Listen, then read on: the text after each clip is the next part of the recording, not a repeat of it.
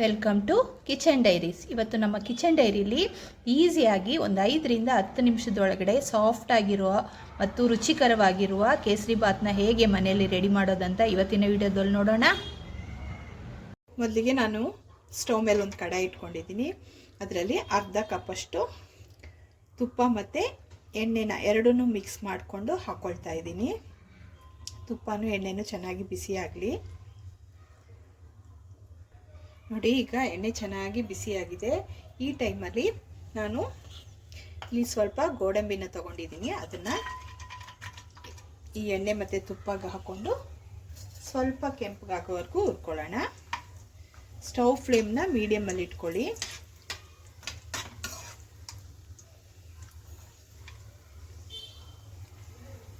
ನೋಡಿ, ಈಗ ಗೋಡಂಬಿ ಸ್ವಲ್ಪ ಗೋಲ್ಡನ್ ಬ್ರೌನ್ ಬಣ್ಣಕ್ಕೆ ತಿರುಗ್ತಿದೆ. ಈ ಟೈಮಲ್ಲಿ ನಾನು ಈ ಕಪ್ಪಲ್ಲಿ 1 ಕಪ್ಪಷ್ಟು ಬಾಂಬೆ ರವೆನ ತಗೊಂಡಿದ್ದೀನಿ. ಅದನ್ನು ಈ ಎಣ್ಣೆ ಮತ್ತು ತುಪ್ಪಗೆ ಹಾಕ್ಕೊಂಡು ಸ್ಟವ್ ಫ್ಲೇಮ್ನ ಸಿಮ್ಮಲ್ಲಿ ಇಟ್ಕೊಂಡು ಚೆನ್ನಾಗಿ ಹುರ್ಕೋಬೇಕಾಗುತ್ತೆ. ಇದನ್ನು ಒಂದು 5 ನಿಮಿಷಗಳ ಕಾಲ ಸಿಮ್ಮಲ್ಲಿ ಇಟ್ಕೊಂಡೇ ಹುರ್ಕೋಬೇಕು. ನಾವು ಎಷ್ಟು ಇದನ್ನು ನಿಧಾನವಾಗಿ ಹದವಾಗಿ ಹುರ್ಕೊಳ್ತೀವೋ ಅಷ್ಟು ಚೆನ್ನಾಗಿ ನಮ್ಮ ಕೇಸರಿ ಬಾತು ರೆಡಿ ಆಗುತ್ತೆ. ನಾನು ಇಲ್ಲಿ ಇವತ್ತು ಬಾಂಬೆ ರವೆಯಿಂದ ಕೇಸರಿ ಬಾತ್ ರೆಸಿಪಿನ ಮಾಡ್ತಾ ಇದ್ದೀನಿ. ನೀವು ಬಾಂಬೆ ರವೆ ಬದಲು ಚಿರೋಟಿ ರವೆನೂ ಯೂಸ್ ಮಾಡ್ಕೋಬೋದು, ಅದರಲ್ಲೂ ತುಂಬ ಚೆನ್ನಾಗಾಗುತ್ತೆ. ಈಗ ನಿಧಾನವಾಗಿ ಇದನ್ನು ಹದವಾಗಿ ಸ್ವಲ್ಪ ಘಮ ಬರೋವರೆಗೂ ಹುರ್ಕೋಬೇಕಾಗತ್ತೆ. ಈಗ ನೋಡಿ, ನಾನು ಒಂದು 4ರಿಂದ 5 ನಿಮಿಷ ಸಿಮ್ಮಲ್ಲಿ ಇಟ್ಕೊಂಡು ನೀಟಾಗಿ ಹುರ್ಕೊಂಡಿದ್ದೀನಿ. ರವೆ ಕಲರು ಚೇಂಜ್ ಆಗಿದೆ ನೋಡಿ.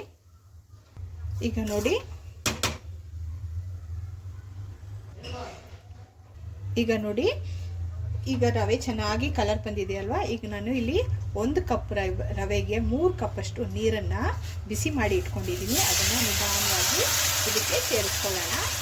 ಸ್ವಲ್ಪ ಸೇರಿಸ್ಕೊಳ್ತಾ ಹೋಗಿ ಒಟ್ಟಿಗೆ ಹಾಕ್ಕೊಂಡ್ರೆ ಬಿಸಿಯಾಗಿರುತ್ತಲ್ವ, ಕೈ ಮೇಲೆಲ್ಲ ತಗಲೋ ಚಾನ್ಸಸ್ ಇದೆ. ಹಾಗಾಗಿ ನಿಧಾನವಾಗಿ ಬಿಸಿನೀರನ್ನ ಸೇರಿಸ್ಕೊಂಡು ನಿಧಾನವಾಗಿ ಇದನ್ನು ಮಿಕ್ಸ್ ಮಾಡ್ತಾನೆ ಇರಬೇಕು.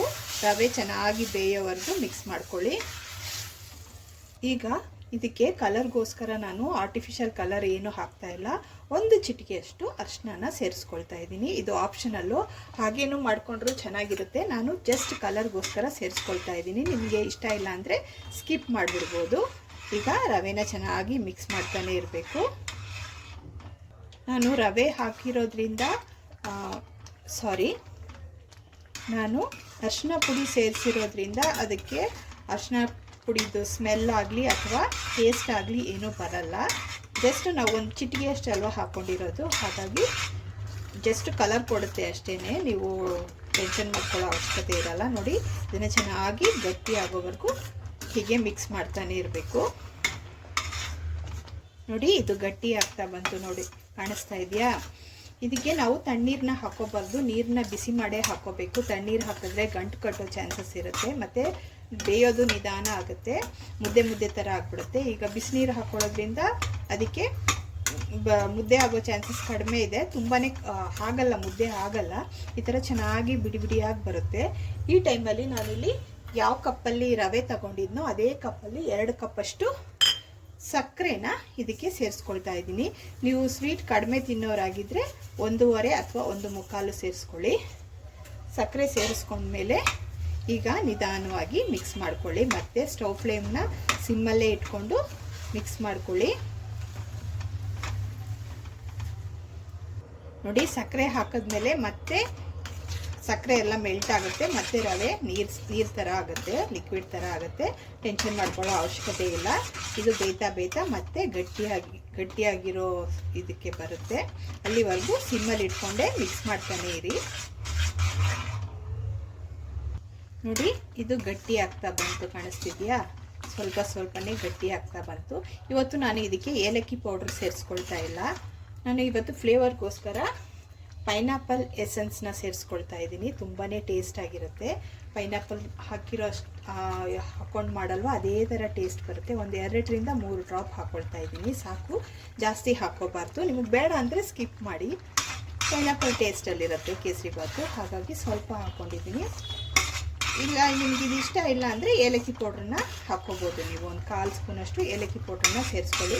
ಗಮ್ ಅಂತ ಚೆನ್ನಾಗಿರುತ್ತೆ ಫ್ಲೇವರು. ನೋಡಿ ಇದು ಗಟ್ಟಿ ಆಗ್ತಾ ಬಂತು, ಕಾಣಿಸ್ತಿದ್ಯಾ? ಇದು ಪೂರ್ತಿ ತಳ ಬಿಟ್ಕೊಳ್ಳೋವರೆಗೂ ಹೀಗೆ ಮಿಕ್ಸ್ ಮಾಡ್ತಾನೆ ಇರಬೇಕು. ಈ ಟೈಮಲ್ಲಿ ನಾನು ಒಂದು 2ರಿಂದ 3 ಸ್ಪೂನಷ್ಟು ತುಪ್ಪನ ಸೇರಿಸ್ಕೊಳ್ತೀನಿ.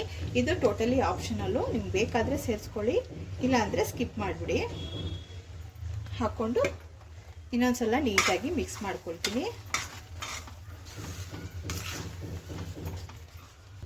ಈಗ ನೋಡಿ ಪೂರ್ತಿ ಗಟ್ಟಿಯಾಗಿದೆ ನೋಡಿ. ಈ ಸ್ಟೇಜಲ್ಲಿ ನಾವು ಸ್ಟವ್ನ ಆಫ್ ಮಾಡ್ಕೋಬೇಕಾಗತ್ತೆ. ನಾನು ಈ ಸ್ಟೇಜಲ್ಲಿ ಸ್ಟವ್ನ ಆಫ್ ಮಾಡ್ಕೊಳ್ತೀನಿ. ಆಫ್ ಮಾಡಿಕೊಂಡು ತಟ್ಟೆಗೆ ಸರ್ವ್ ಮಾಡ್ಕೊಂಡು ನಿಮ್ಗೆ ತೋರಿಸ್ತೀನಿ. ನಾನು ಒಂದು 5 ನಿಮಿಷಗಳ ಕಾಲ ಹಾಗೇ ಇದ್ರ ಮೇಲೆ ಇನ್ನೊಂದು ಸ್ವಲ್ಪ ತುಪ್ಪ ಹಾಕಿ ಹಾಗೇ ಕ್ಲೋಸ್ ಮಾಡಿ ಇಟ್ಬಿಡಿ. ಈಗ ಸ್ಟವ್ ಫ್ಲೇಮ್ನ ಆಫ್ ಮಾಡ್ಕೊಳ್ಳೋಣ.